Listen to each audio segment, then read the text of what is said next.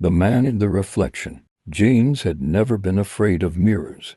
That changed the night he moved into his new apartment. It wasn't a bad place, cheap rent, decent location, but something felt off.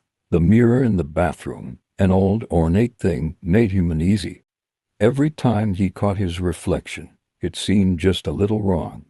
Maybe it was the way his eyes lingered a beat too long after he looked away. Maybe it was the subtle delay in his movements.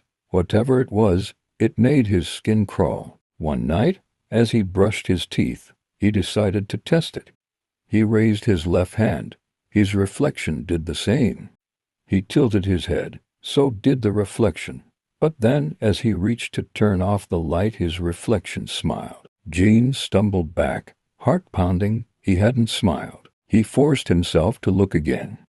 The reflection was normal. Maybe he was just exhausted.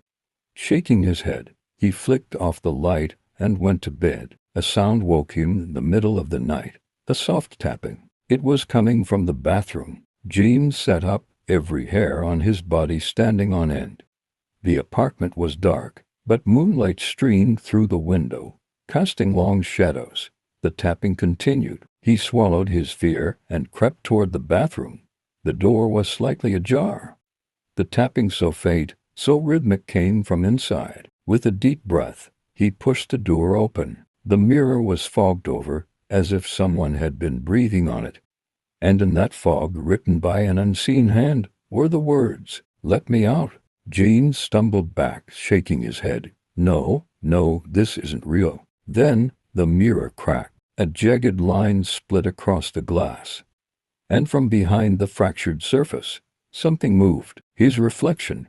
But it wasn't mimicking him anymore. It was grinning. Before he could react, a pale hand pushed through the glass. James turned to run, too late. The hand grabbed his wrist, yanking him forward.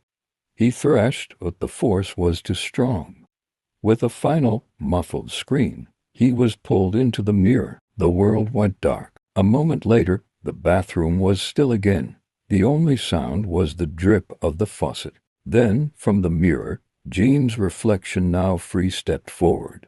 He stretched, cracked his knuckles, and turned off the bathroom light. With a satisfied sigh, he whispered, "Finally," and then he walked out of the room, leaving behind nothing but a faint outline of fingers still pressed against the inside of the glass.